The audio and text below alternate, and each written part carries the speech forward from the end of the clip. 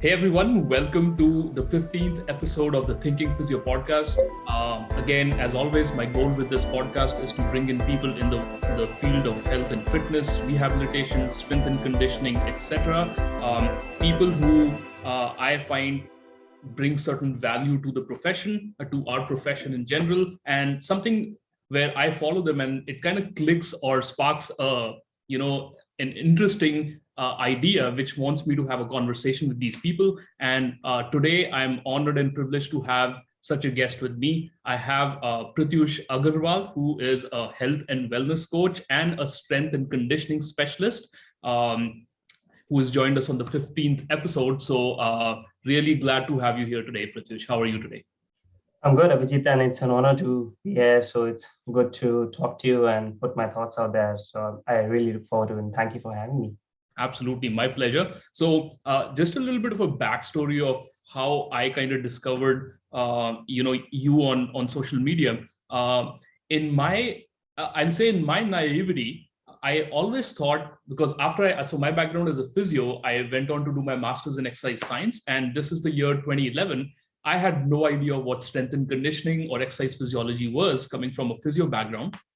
And so I was in the US, and when I looked, the first time I delved into this world, I was like, I definitely know that nobody's doing this in India, at least, right? And I could be wrong. It's not like I knew like what was going on in all of India, but I always thought like, I don't think a lot of people are doing that. And so for the longest time, I kept thinking that there's still some catch up to be done. And I'm sure there is maybe, but I was pleasantly surprised to see that over the last couple of months, I discovered your work, and then through there I almost started to scratch into this community of strength and conditioning specialists, where there are people coaching Olympic lifting, they're coaching sprinting and stuff like that. And I'm like, oh, that was probably just me thinking that, we don't know much, but it seems like there is something going on in that community. So that's how I kind of discovered you, and I went through your work and I was like, wow, like there are some really good points. And one of the big things I noticed with your work was, I'd say, the simplicity with which your ideas are presented. When I say simple, I don't mean easy. Like a lot of the stuff that you do doesn't look easy at all, but the ideas are simple, so I can understand them. I think that's the big thing. So, anyways, that's the background of like how I kind of discovered about you, and I wanted to kind of pick your brain a little bit about the field. So, I guess the first thing I want to begin with, Pratyush, is I know this, but just for some of the people who may be watching and who may not know much about strength and conditioning, what is the primary role of a strength and conditioning specialist? Well, Abhijit, before I answer that, the way you explain how you actually found me on Instagram, and then you explain how you were thinking in your head that strength and conditioning is probably not something that you would associate India with. But the fact that you found me is actually amazing, because the inherent goal of mine is to raise the strength and conditioning standard in India. And it's good that you could like find me on Instagram because of that. So I'm happy to know that, first of all. So thank you. And answering the question. So a lot of people actually have this confusion with the strength and conditioning and personal training. And I would say there's a fine line. So, like as a strength and conditioning coach, I am associated with helping an athlete improve his performance. And that performance can be, say, if he's a cricketer, and even specific, I would say if he's a fast bowler, he might be interested in bowling fast. If he's a batsman, he might be interested in probably hitting the ball maybe a long, long way, or maybe being able to bat longer. If he's a soccer player, I mean, his goals would be different. So as SNC coaches, we are literally concerned with how we can come in and make sure that the athlete is able to execute his skill, the inherent skill, in a better way. So that's our primary goal. And personal trainers, I would say they are more concerned with, say, body composition, and they cater more to general population. And but as strength and conditioning coaches, we are primarily involved with athletes, so it's high performance stuff that goes on. Interesting. So that's interesting, because you said it seems like you help with like having your athletes like just up their performance. But I do remember, and things may have changed and concepts may have changed, but back in 2011 again, when I first walked into a strength and conditioning room in my university, and I asked the head strength of conditioning coach over there on what the primary role of a strength and conditioning specialist was. And I want your views on this. He said, and I remember this like yesterday, he said the primary role of a strength and conditioning specialist should be injury prevention. Now, I'm not sure how much of that is applicable, because I know that even in our field of rehabilitation, we used to initially like throw these words out as injury prevention. And now we know we cannot really prevent injuries. We can decrease the chances of injuries, but we can't really prevent anything. So what do you think about this? Like, what's the line between enhancing performance and injury prevention? I guess you really nailed it, because I was about to say that like injuries are inevitable. Like if they're probably what we can do as I think there's a team that works behind like physios, SNC coaches, and there can be so many more provided like where in which part of the world you are. But like if there are 10 factors that contribute to injury, maybe you can eliminate 6, 7, but you can't just do away with injuries altogether. And like as you mentioned, like the person that you asked this question to, he said it's injury prevention. For me, yes, it is. Like I wouldn't say injury prevention. I would like to put it this way: like we are concerned with performance while making sure that the athlete can like sustain longer. That's how I would like to put it, because like I'm primarily like in my career, I've primarily worked with cricketers. So it's a pretty long season, and like you can go for like maybe 6, 7 months playing cricket, and this is like professional cricket. But in India, you really don't have an off season, so to say. They're playing cricket almost all the time. So my job is to just prolong their careers, if you will, prolong their seasons, and in the long run, their careers, while ensuring that the performance is going up all the time. So, and as I said, it's not just me. I can't do the job all on my own. It's a team that comes together. Right. Now, one of the things I found in physiotherapy, outpatient physiotherapy and orthopedic practice, which is applicable not to athletes, I think to like, if you're a human, like I think it's applicable to everyone. I found in the last couple of years that my thought process has moved away from certain kind of modalities. Like, for example, it's a common perception that stretching can prevent, I know you don't can prevent injuries and stuff. And we know now after a lot of research that maybe that's not exactly true. So one of the things that I tend to tell a lot of my patients too is like, while if you start to do some strength training, you may not like get out of pain. There may be certain other things you do for that, but generally it would increase your robustness or resilience towards like activities of daily living or whatever, right? If it's an older person. Does that kind of concept resonate with you in terms of athletes as well? So I'll involve one more thing here, since you spoke of stretching. So like foam rolling.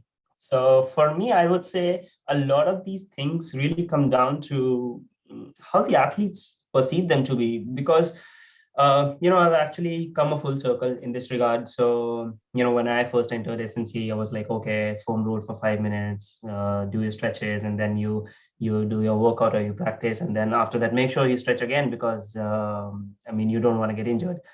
But like I've been an athlete myself, and I think there are more days when I didn't stretch after the practice, but I still didn't get injured. I still could come the next day and perform. Now, maybe someone can argue it limits your performance or something, but as far as injury prevention goes, like that's my experience about it. And even with the athletes, so I've encountered like two different sets of athletes. One are they're just tied to the belief of stretching. Like they just feel if they stretch, it just does something to them.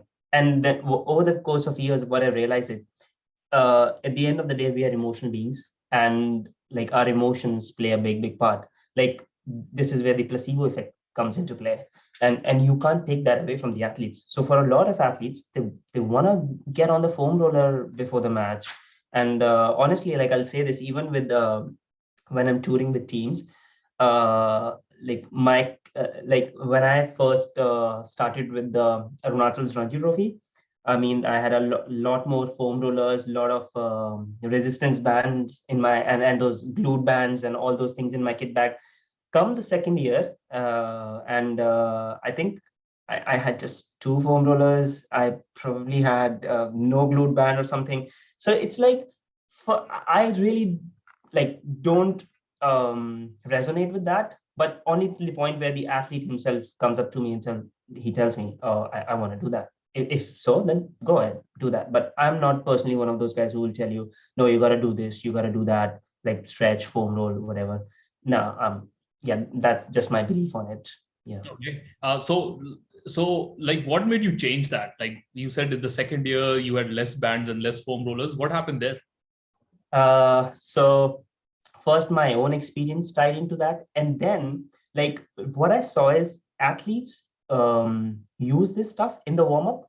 Like they'll stretch, foam roll, do some monster band walks and stuff like that, and they still complained that they just don't feel loose enough. Like what will happen is, say a fast bowler does all of this, and I think what a warm up should do is uh, the very first ball that he should bowl should be at his max potential.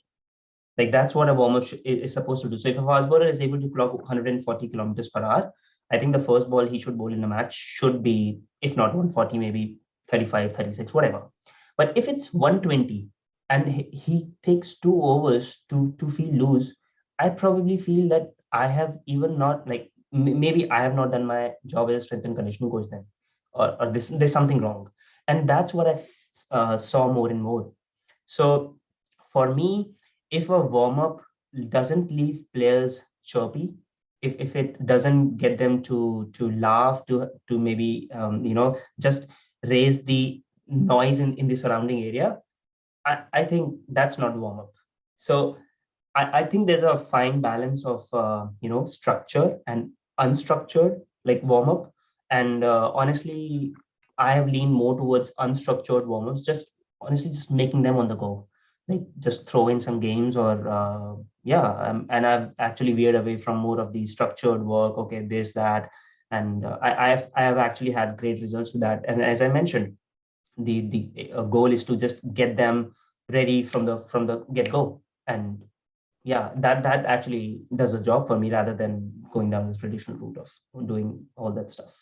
Interesting. Yeah. And that's also like, I kind of resonate. I had that exact conversation with one of my patients today, and we were talking about this thing. So I have a patient, we've been working. So I just took over this patient from another physio, and this patient of mine, just to give you a bit of a history about this patient, has been seeing another physio with some kind of hip issue for the last about 6 months now. And she'd always tell me this, that she always feels stiff on that hip. Right? She's had like dry needling, she's had people digging elbows into it, she's foam rolled it, she's done her pigeon pose and all those other things. And she kept telling me that she always is stiff in that area. So I was telling her, I was like, I'm sure you feel that, but let's make an objective assessment to see if you're actually stiff or tight, right? So we did a range of motion assessment, and I was just showing her as we went through, I was like, it's exactly the same as the other side, right? If you were stiff on one side in a certain motion than the other, that makes sense, right? And we need to work to get some kind of a balance between, if you were balanced before, right? If you felt like you were already, you had equal range of motion, and now in the last couple of months you have lost that, like that's different. But a lot of times I see this in just like the rehab world as well, that people will feel stiffness, but their range of motion doesn't demonstrate an objective difference, right? And so in that sense, I've started leaning towards, instead of stretching that area, like, and just an example of a hip, I've actually started to strengthen the area a little more. And I've noticed this personally in myself, like with some neck and upper trap issues, like I would do all the classic upper trap stretches and all that, and like it never got better. And I started to do some heavy shrugs and face pulls and stuff like that, and I already feel better. So I think it's probably a part of that resilience as you make, because there's no objective change. And so in that sense, I totally see what you mean by, like, people may feel stiff, but you may not see a difference, right, in the range of motion and stuff like that. Does Exactly. similar? Yeah, exactly. I think people have been fed too much of this belief that you really gotta do this if you have to prevent injury. Like they have been like, I would say that this is a myth. Like okay, if you don't this, you're gonna get injured. And it's not that. Like I look around the world. So people who are very big on, say, stretching or all that type of stuff, I ask them, uh, if a dog right now runs after you, are you going to say, oh, dog, stop, please. I need to stretch my hamstrings. I need to stretch my glutes before I run. You just run. Yeah. And tell me, does anyone get injured after that? No, no one gets injured.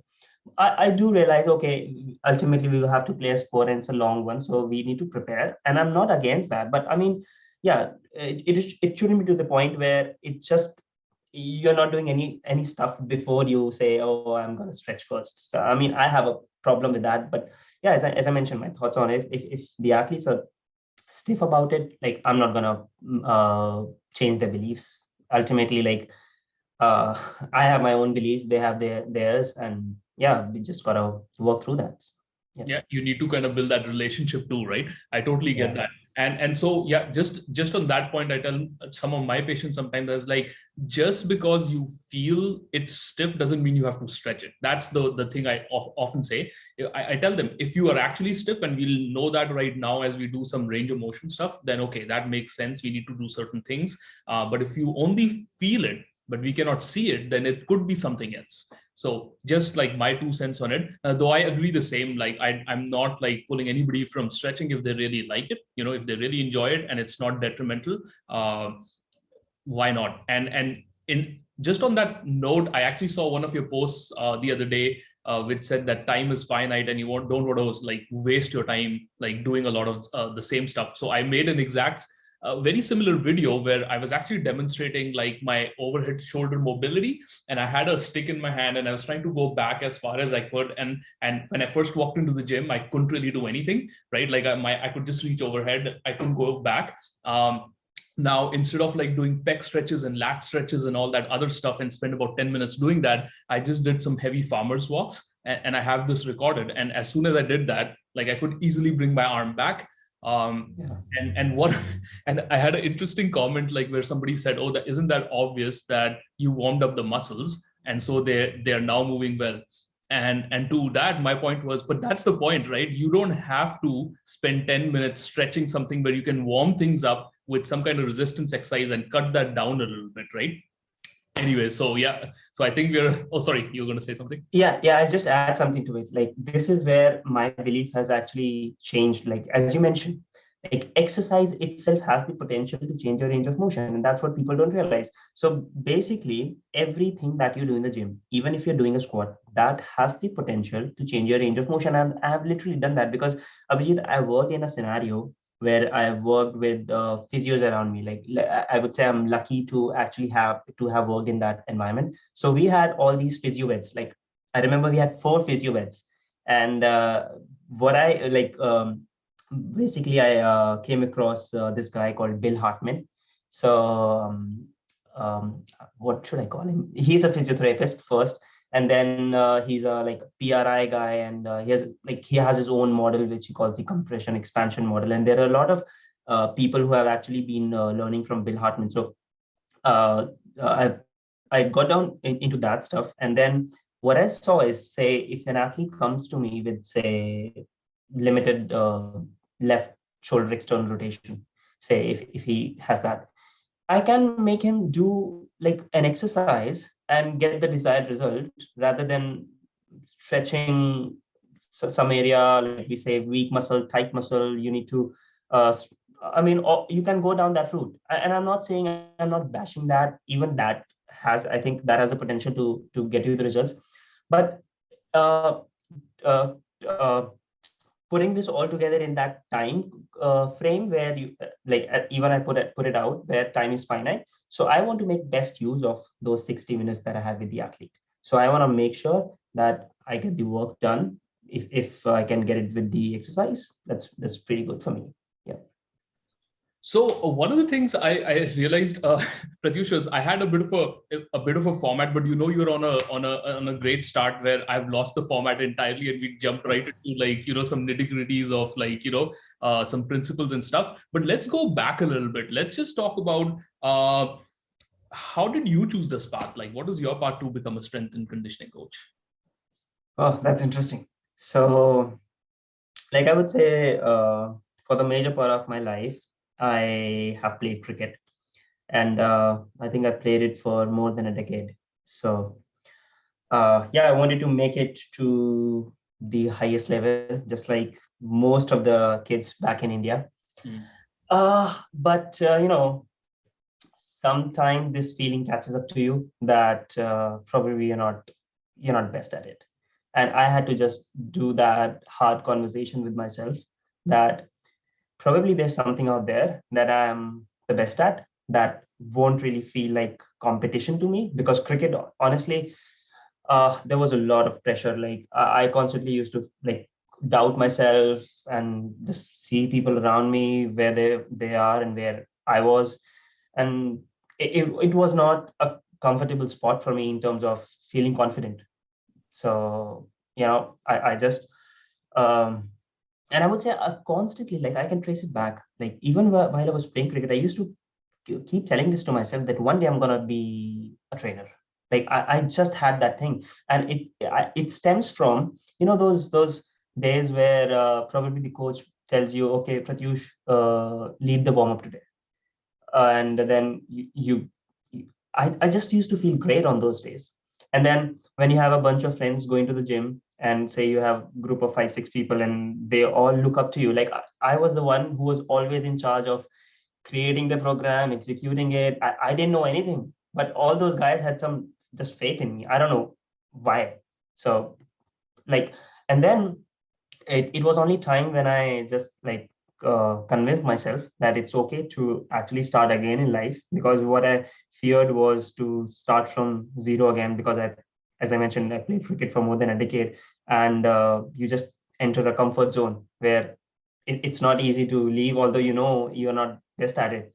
So yeah, when I was just done with that hard conversation, I would say, there's a saying like when the student is ready, the teacher appears. I might be paraphrasing it, but it's like that. So I was very, very fortunate that I came across my first mentor in this field. So it so happened that I actually went to train under him. And in my head, I was like, this is the last bit of effort that I'm putting in terms of, if this guy is able to make me bowl faster, okay, but if this is not, this is my like last effort, last trainer, last effort. And I think it was only 3 months since, like, for 3 months I trained with him, and he was such an influence on me. So this guy he's a CSCS. He's also, he has studied exclusively under Paul Check, so he's a holistic Czech practitioner. And so and I hadn't like seen anything like the way he was doing. So the way he just assessed people, like when somebody just came in, he was looking at, I don't know what he was doing. For at that point of time, it was so alien to me. He was looking at the pelvis, he was looking at where the shoulders are sitting in terms of where the clavicle is. And I was like, what is this guy doing, man? So so from that day itself, I was like, this is who I want to be. Like, for the first time in my life, I could see someone who, like, I wanted to be like that guy. And I clearly remember it was just 3 months. I trained under him, and within those 3 months, I started taking CSCS, and I cleared CSCS within those 3 months. And yeah, and I would say it has been a roller coaster ride since then. And um, it has clearly been a profession for me, because like, honestly, when you take up your thing, it doesn't really feel like competition. You know you're gonna rule it. So it's one of those things for me where, like, I love learning every day, and I love being out there working with athletes, and it has been amazing. I see. And so, what position? Like, what were you, a batsman, bowler, all rounder? I was a fast bowler, but honestly, I never bowled fast enough. Like, I wanted to bowl 140, because I knew, like, I know, like in India, if you really want to make a mark, you gotta bowl somewhere around 140, or you must have been in the circuit for like forever. Like you have been playing the under 16, 19. Like you have been in there, like in the know-how. But I wasn't there. I had to break through literally straight into the Ranji Trophy scene, and it wouldn't have been possible if I was not bowling 140. So yeah. So did the 3 months make any major difference? Like, did you see some change in your speed? A bit for sure, but not like, right? 3 months is not a long time. So. yeah. So I did see a bit of changes, but you know what happened is, Abhijit, for me, those 3 months were more like, they were like a mirror to me in terms of knowing what I want to do in life. So even though my speed actually increased, and when I left cricket, that was the fastest that I was bowling, like I had bowled in my life. But I knew, like, I don't want to do this anymore, and I want to take up strength and conditioning. And yeah, so I was happy to just let it go at that time. And so what was like strength and conditioning when you were an athlete, like when you were playing? What did that look like? I wish I could have had better trainers. I Right. wish I could have had better training when I was myself a cricketer. Right. Um, And what thing are we talking about? Like roughly? What year was this when you were playing roughly? 90s, early 2000s, late 2000s? it was 25th, somewhere around 2015, I would say. Or 2015, okay. Yeah. Also, up till 2015, we did not have that like excellent, I guess, coaching, eh? I'll tell you this. Like, I think the major problem when you talk about Indian SNC community is you really don't have access to good strength and conditioning coaches at the grassroots level. You only get the best people when you reach a certain point, and that certain point, and it's not as if that certain point is just a little higher. It's what I'm saying is the Indian cricket team, or maybe the National Cricket Academy that's in Bangalore, or maybe you get, like, you're good enough to play in the IPL or be in the squad. That's what I mean by good. And obviously not everyone reaches there, but and that's, I would say, that's where the SNC community in India needs to improve, where everybody who maybe has like the potential to make it to that level gets that access from early on. Like, I would say I'm very fortunate in some regards. Like, the place where I used to train people back in India had like literally 10, 12-year-olds, and they wanted to train with me. And I was like, these are the people that I want to invest my best energy in, because I mean, if I can work on them right now, for sure they will be much better than what I was or people my age are. So yeah, I think if grassroots level SNC can improve, that will actually create a lot of difference. I see. So, Pratyush, I wanted to ask you, what does like a day in the life of a strength and conditioning coach who's working with the cricket team look like? Now, I know this is not as simple as an answer. It really depends on what part of, like, the training cycle you're in. But generally, like, what would it roughly look like depending on where you are? In season, off season? I know you said this. Okay. Yeah.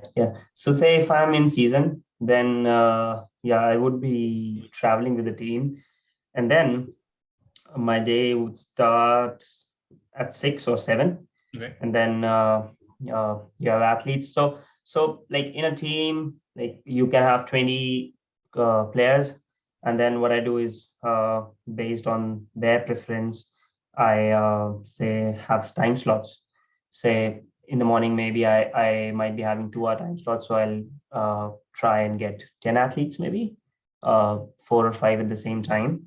And then I mean, there's a lot of work that goes before the day commences, the previous day, because like I've personally encountered moments where I was in a room where 20 athletes were training at the same time, and that's what you get with I mean, when you work in a team setting. And the key is actually to have a plan for every player beforehand, so that they know exactly what they need to do, and then you're more kind of supervising rather than coaching them. And yeah, this is the thing, like when like I would say the level where I worked at, uh, you really don't need to teach them how to do things. They pretty much know it, and you just need to, like, to supervise things, to be honest. Like, have a good plan in place. Like, the art is actually in the programming. And then so yeah, that's how the morning looks like maybe 2 hours, and then there's a break, so they have lunch and all, and in between I try and get my own training done. typically might be before their training starts or might be after. And then generally afternoons we have practice sessions. So like I travel there as well, and then I have to get them warm.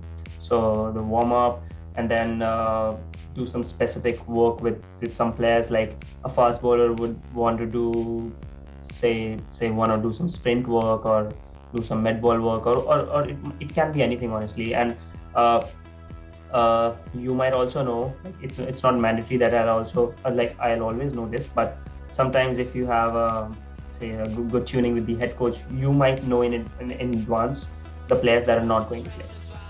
So there's work for them. So I can maybe get them involved in a conditioning session in the afternoon or late evening, and then it comes down to, like in the evening I might have a session, but that comes down to like what the player feels like, do we really need it, and what the next day looks like. So or maybe it might be just a recovery based session where we are all jumping in the pool. So that's what it looks like when we are in season. Off season, it's more like I start the day at the same time, but there are a lot more sessions because off season it's more like more of one-to-one or two-on-one things, like rather than a lot of people training at the same time. So the day gets pretty longer in terms of the sessions that I run. Like maybe it's from 7 to 12 in the morning, and then I'll take a 4 hour break, have my lunch and rest, and then uh, get back on the maybe floor or ground, say from 4, and then work for 3 more hours like that. And then yeah, there's a lot of like I personally invest a lot in my own development as a coach. So I make it a point that I'm like maybe reading something or completing courses that had a lot of courses to complete as well. So yeah, that's how it is. Okay. And generally, from my understanding of any kind of team sports, I feel like, and you can correct me if I'm wrong, I feel like off season is maybe a maybe a lot more work for you as compared to where you have some time and like the sports are not around the corner or the competition is not around the corner, and you can maybe push them a little bit. Maybe you have a little wiggle room to play around with some people getting a bit sore, and but they don't have to perform. And then coming close to, I guess, like when you're in season, you probably are not going like super heavy. Though I did see one of your posts where you were talking about getting good sessions in, even when like you are in season. Could you just elaborate a bit about like what's your thought process on which way are you leaning in terms of like, is it more strengthening during certain time and more conditioning during certain time? Yeah, definitely. So for me, one thing just remains constant. So I try and fill the bucket with something that's not getting filled by the sport itself. So say if athlete is in season, then I shouldn't be really concerned with conditioning because they're getting plenty of conditioning just by playing the sport itself. They're sprinting, and when it comes to cricket, like I mean, it's a long game.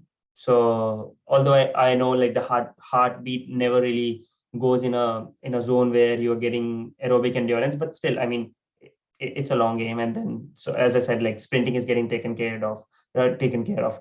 Um, like strength is something, like the post that you mentioned was in regards to strength training in season, because I've encountered athletes who will tell me that, oh, they don't want to get sore, they don't want to strength train, they don't want to hit the gym because they fear like they're gonna get sore. And it's partly a belief system that's implanted, like you shouldn't be doing too much in season. And the post was actually to address that. And partly it might be, I accept that it might be a moment where they were sore after training, and that I would say is an error on coach's part.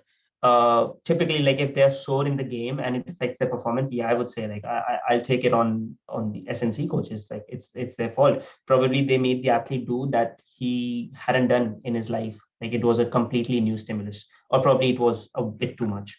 So I keep it really simple. Like, okay, if strength is not being taken care of in season, I'll want to hit strength in the gym. And even that, like when the soreness component comes into play, this is where I really like isometrics in season, because uh, actually I would say the first time I started leaning towards isometrics was with my Ranji Trophy stint, where I had 20 odd players. And the thing is, like, I worked with Arunachal Pradesh's Ranji Trophy team, and those athletes, they haven't had that exposure, as much exposure to strength training as, say, athletes who represent Delhi, UP, Bombay, or and so on. So, if I come in the middle of the season and if I have to coach all 20, it's pretty much difficult for me. It's a lot, for me and for them as well. So I think isometrics are one thing that it's easy for me as a coaching tool, because like I have to just put them in a position and then they have to just maintain, and it's for them to figure out. And when say 10 people are doing the same thing, then it's kind of gets to a point where you're just learning by looking at people around you. So and what I've personally observed and read in theory, the research, that there's minimal muscle damage in isometrics, essentially because there's no eccentric component to that, and it's the eccentric that kind of leaves you sore. So, so I think that really takes care of most of my strength needs in season. But if I have a well-conditioned athlete who is familiar with that, I will not just resort to isometrics.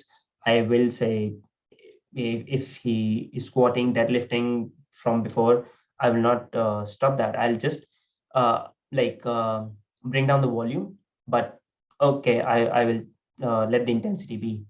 But I mean, I don't know how much depth should I go into. Like, So I also, So yeah, maybe, yeah, yeah, I was just going to interject here for a quick second and probably ask you, and that would probably help you, like, get into how much details you want to discuss here. yeah. Like, do you tend to follow any kind of like parameters in terms of like rate of perceived exertion or something like that when they're working? Or is this, or are you also okay with like being in season competition? They could be playing in the next 2 or 3 days, or are you also okay with doing some kind of like 1 or 2 RM or something like that, or is that completely off the board and it's more like following the perceived exertion scale? Do you do any of those things?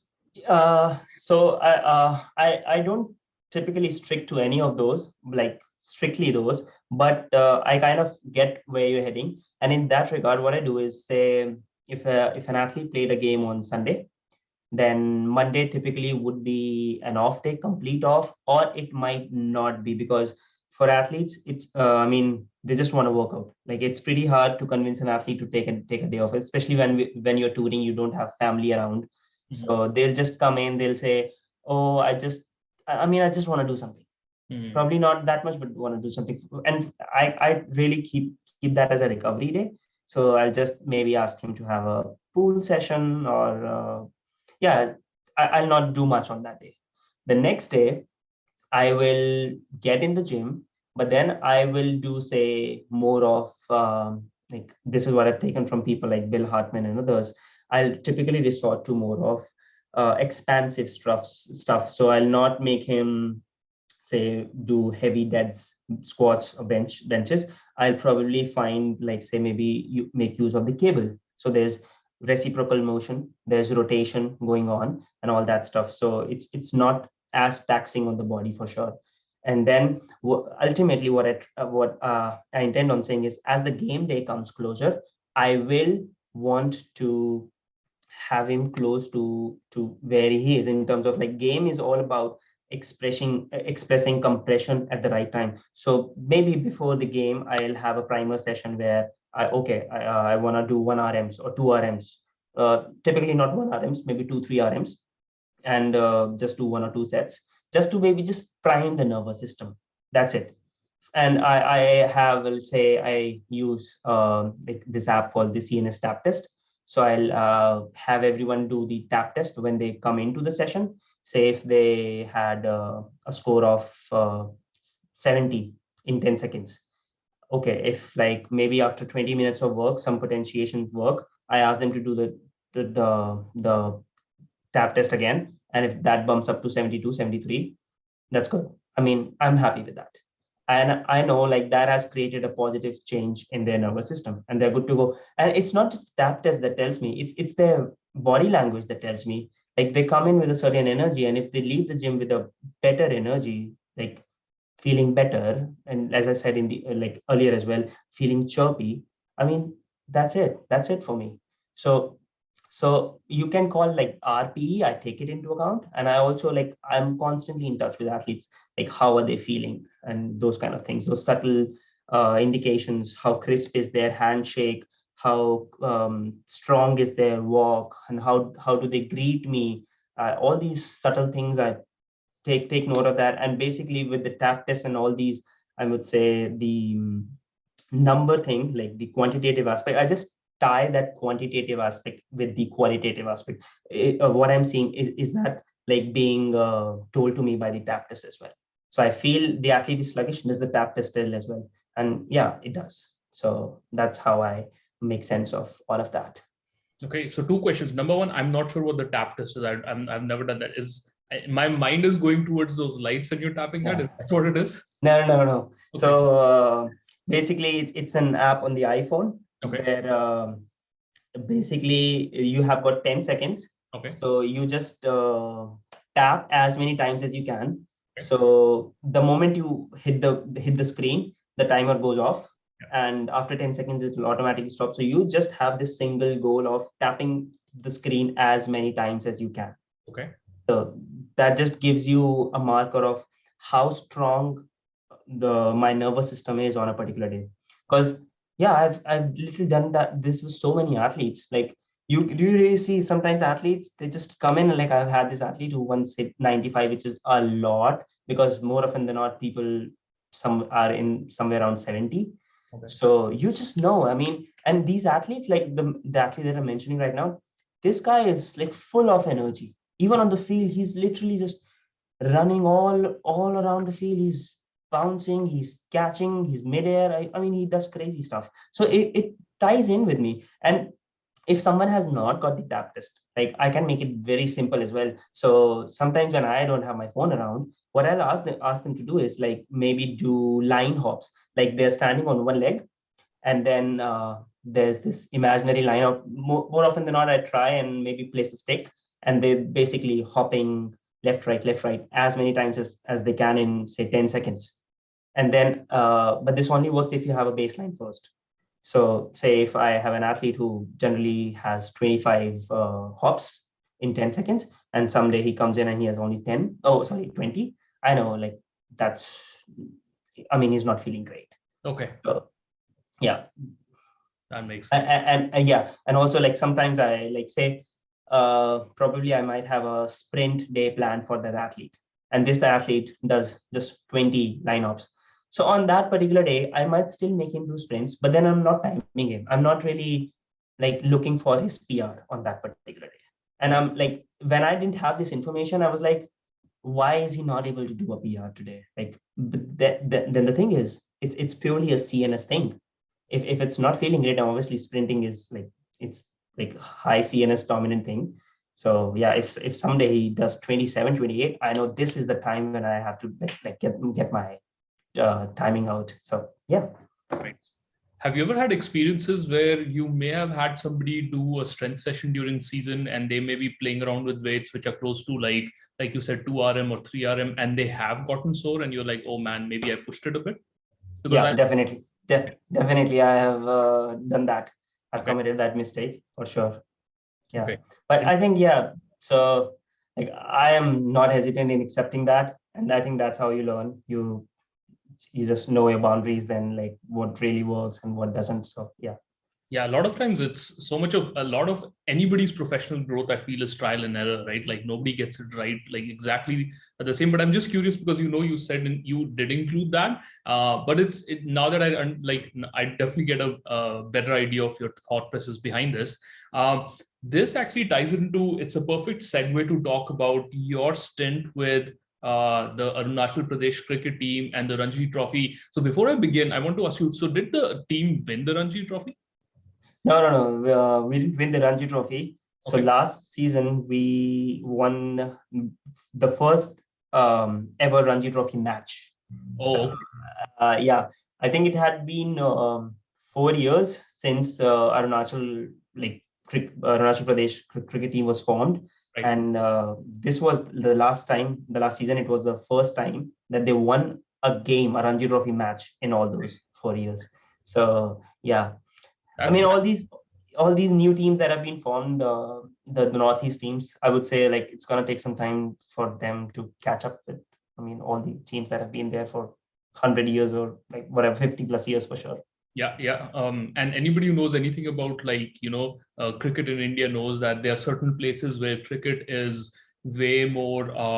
I guess it has way more infrastructure focus, like the backup, the financial backup and stuff, like you said, in Delhi and Bombay and stuff like that, and then Arunachal, right, which probably might be slightly behind on those, but. Then I look at this and I look at what you were doing with them, and I was like, well, at least we know that the strength and conditioning principles seem to be what you would probably learn out here in the West too, right? So it seems like you were incorporating a lot of what has to be done on the grassroots level. But what is that experience like? How did you end up working with them, and what was your experience of how long were you there? How did you see any transformation, or what overall, like, how did that look like?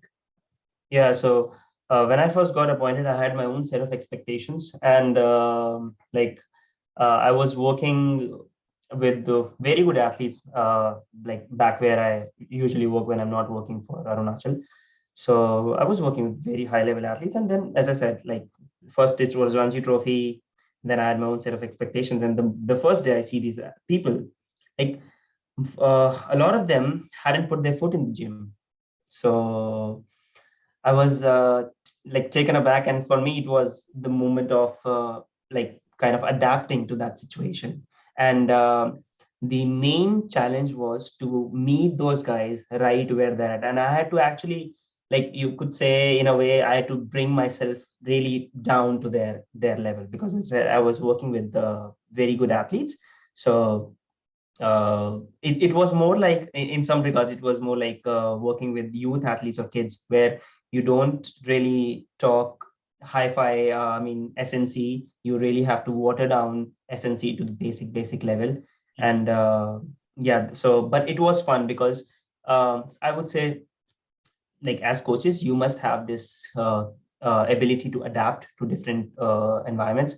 So the good thing with those athletes is they were very, very compliant, all of them. Like I would like literally say this, like all of them respected me so much. And would you believe, like I think I was the youngest guy in the entire squad, like players, support staff, everyone included. I was the youngest, or probably the second youngest. And then for those people, oh, actually, the first day they misunderstood me for a player. For they thought Arunachal as a new professional player. And when they came to know about it, like obviously they were surprised, but then they all respected me. Like even a 40-year-old guy was full of respect for me. So that kind of, it makes your job easier when you don't have athletes who oppose you because you're young. But then I think, as I did more and more sessions with them, they kind of got to know that, okay, this guy looks young, but I mean, he has that experience with him. So it was a very, very good experience in terms of having myself challenged, because as I said, I had to really break it down to very, very simple SNC, I would say.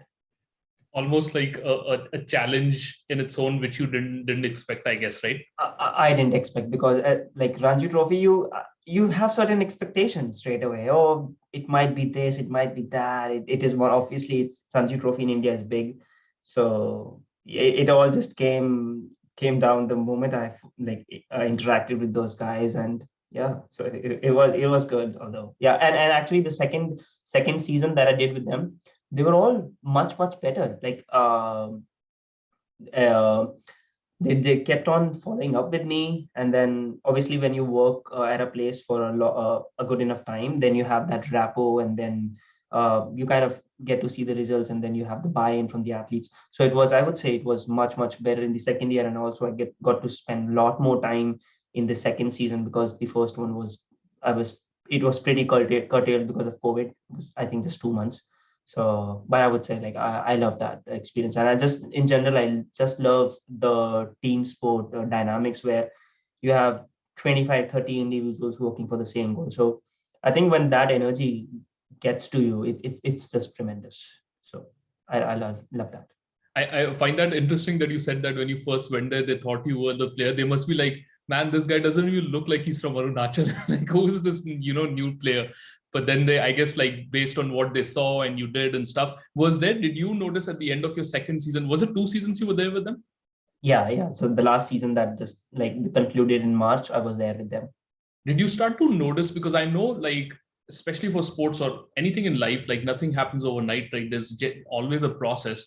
Did you notice a change in generally their mindsets at the end of, like, are they now more focused about how much they want to train initially? And like, so you probably just bought a healthy, like, pattern in how the team now thinks of performing, as opposed to never having set their foot in the gym before.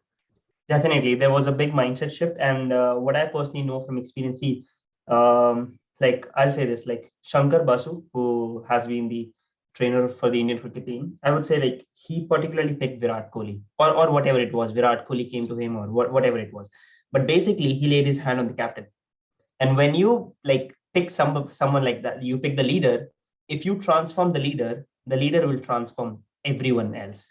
So that's what I did. Like, I identified the top players in the team, and I like particularly made it a point to put some extra efforts in kind of making them understand the value of training their bodies, and making them realize the level that they're playing at and how much fitness comes into play.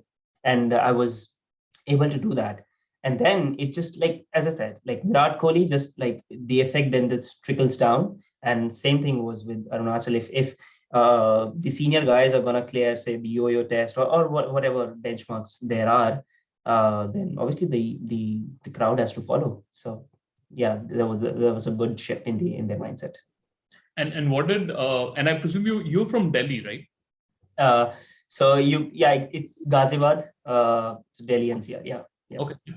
So what was it like when you first went to Arunachal, and like, what was the weight room like? What was the equipment like? Did you ever feel like, oh man, I need to, I don't have much to work with, or like, was everything set for you? Like, would it be fair to say that you kind of brought that, like, stuff in and started to like get a SNC set up in that place? Yeah, I'll tell you the story of Vijay. When you mentioned what was the weight room like, there was no weight room. So, the last season, like actually the first season, I didn't even go to Arunachal, like, because everything just happened in a jiffy, and I just met the team in the season. So it was, honestly, there was nothing much to do in the first season. But the second season, we had conditioning camps before the season. So what I did was, I asked one guy. So he had some weights in his, like, at his home. Mhm. So I asked him whatever he can just bring on the field. So he had maybe some dumbbells, some barbells and all. And I kind of made a makeshift weight room right on the ground itself. And that was amazing. Like, I personally loved it, the environment I was able to create. And everybody, like, the guys who joined in for the session, like, we had maybe some 15, 20 days of conditioning camp, and it was amazing. Like, and now I know for a fact that all of those guys actually make an effort to find a gym, hit the gym. So I would say, like, I did a good job with that. Awesome. Yeah. And this reminds me of a little story about my own experience of doing my master's in exercise science. So I went to LIU Brooklyn, which is not actually a very big school. And the very fact that it's right in the heart of like downtown Brooklyn in New York City, it's not a big campus, like it's New York City. You don't have open spaces like that. So my school, did not have much in the way of infrastructure for strength and conditioning. However, we did have our men's basketball team was actually the Northeast Conference champions. and our women's volleyball team was pretty strong as well. And what I found really interesting when I went to us, when we used to call it the dungeon where all the athletes would train, and it was bare bones, right? There was a small room, there was some weights for sure, but not a lot. And I remember the head strength coach would always say, it's like, it's really not as much about that. Like you would know if you are a good strength coach if you can do work with less stuff, you know. So sometimes, like you were saying, we would have like the basketball team and the women's volleyball team all come into these two rooms at once. And it was just pandemonium. It was like, I don't even know what to, like, there's no place to move. But like this coach was so good with working with less stuff, right? He'd make sure people are working out in corridors. He was making sure people are working out in like a small space where you have a bunch of people doing, and that really did show. And I think it was 3 or 4 times that, or 2 or 3 times that the basketball team won the Northeast Conference Championship based on the size of the school we were. And a lot of athletes would attribute that to the strength coach. Of course, the head coach, for sure, but they would talk about how they felt a lot of that training transferred well into like how they were playing and stuff. So just a point to what you were saying. Yeah, I would say, Abhijit, adaptability is something that, like, that is a virtue that a strength and conditioning coach must possess. But I think that's a life skill. So whatever you have, you got to make the most of it. And I just carry that attitude everywhere. And like when I asked that guy to bring all the whatever he has, the players told me that nobody had done that thing for them ever before.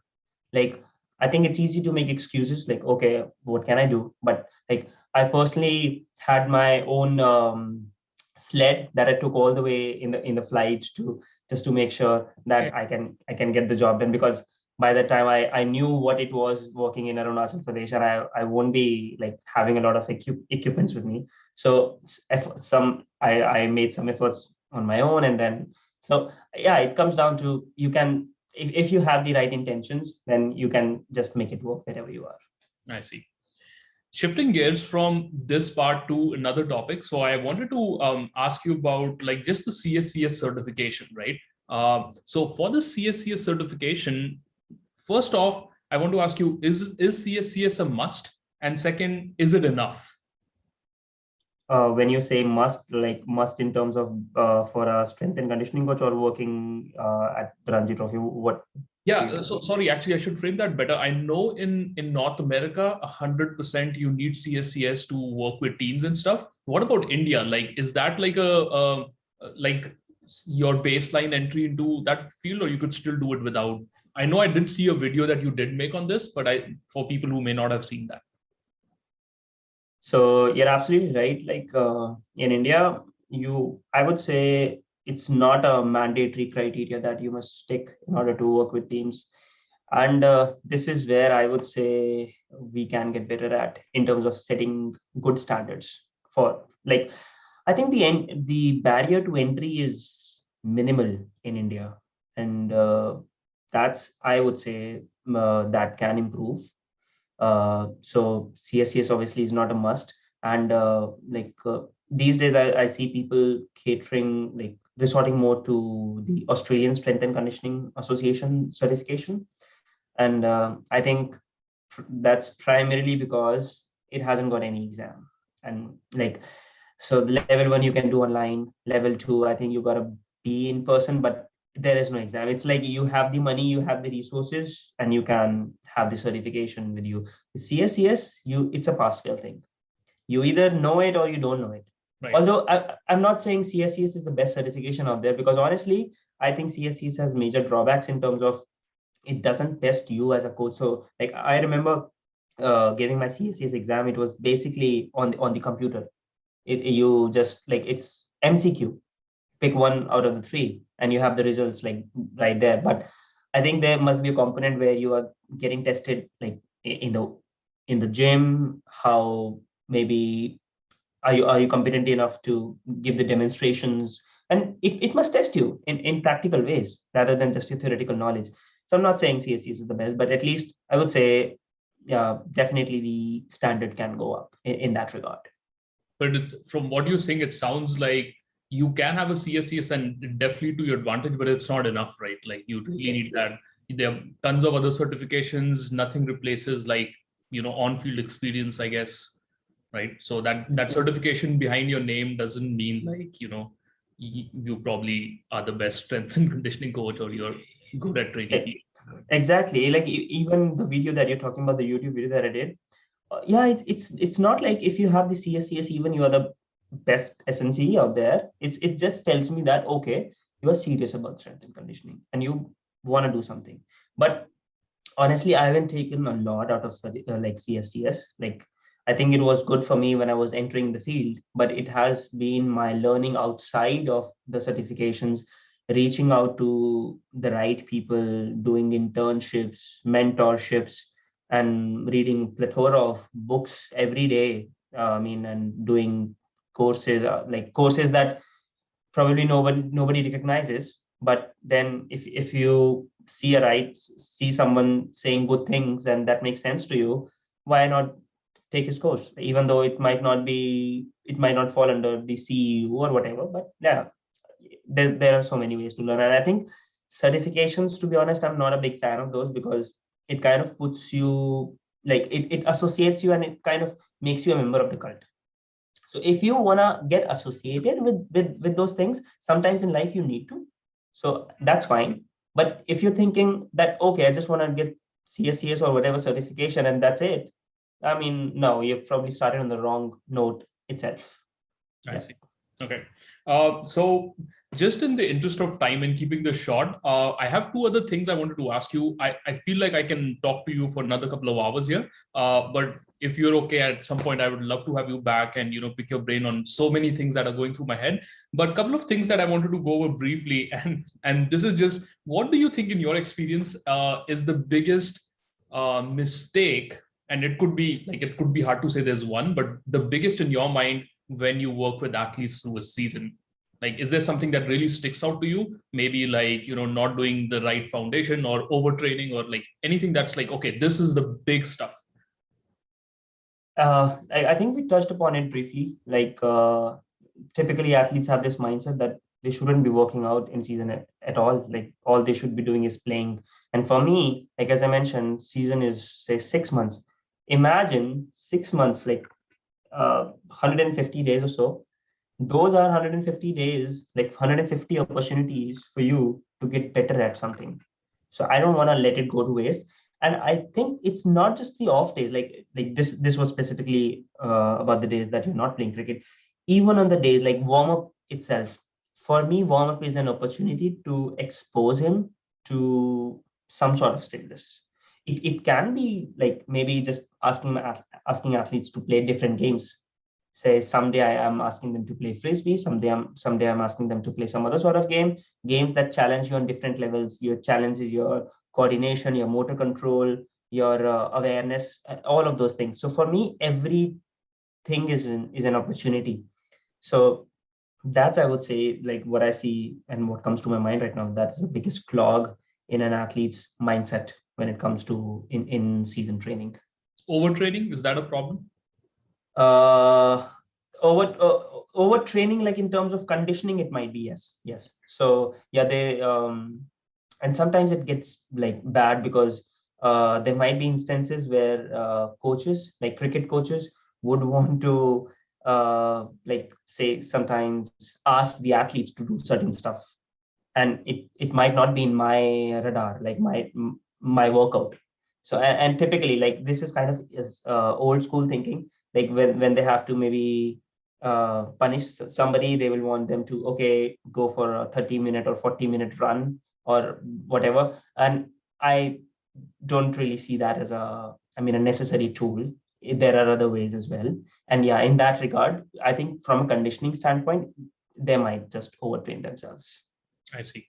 Okay, just two things I wanted to pick your brain about really quick. So number one, I wanted to ask you if somebody's never heard what periodization is, like what, if you could just give us like a brief idea, don't have to go into details. What would you tell somebody who's never heard of this? I'll keep it very simple, Abhijit. For me, periodization is simply the concept of making the athlete peak at the right time. For me, that is all periodization is and what it should be. Because personally, when I was learning about periodization, I got a lot of confusion because first of all, there's so many models out there, and it's like literally anybody can come up with a model and name the model after his or her name. And honestly, the more I learned about it, it's simply that, like just having a plan in place. And the thing is, like especially with cricket, you cannot even follow a periodization model, because for a periodization model to work, like you can pick any model, maybe you follow bompas or vertical, whatever you want to follow. But the thing is, cricketers don't have an off season. Like it's undulating all the time. So you literally have to adjust based on their mood, their schedule. And yeah, I mean, you can have an overarching goal, but really to, have blocks or six week, 4 week cycles, it's pretty much impossible. So I really don't like call, like I refrain from using the word periodization a lot. So yeah, for me, it's just about having the overarching goal and just achieving that over the course of time. That's all. Awesome. Okay. So I have a couple of other things, but I think I may reserve that for if you'd like to come on another one. I have so many other questions to ask you, just to pick your brain, or we can find another medium to do it and put this out there. But I want to say this was a really interesting, refreshing conversation. Again, it just exposed me to the fact that in my small world, I thought like strength and conditioning is all in North America and certain other countries. It's so great to like listen to your thought processes and just to get an idea of like what strength and conditioning is looking like in India. Could you tell us like where people could find you online? Yeah, so one is they can find me on Instagram, and the handle is Pratyush Agrawal _ I would say that's the best place to find me. Although it's pretty soon that I am gonna put out a website, and that would be a better place as well. So yeah, for now, yeah, Instagram would be the place to find me. Okay, and I'll tag all that in there. So again, it was a real pleasure talking to you today, Pratyush. Like, thanks for sharing your insight, and I hope to chat with you soon on like have some further endeavors with you. Thank you so much, Abhijit. It was a pleasure coming on the podcast and sharing my thoughts on the same. And I really like the work that you're doing. So yeah,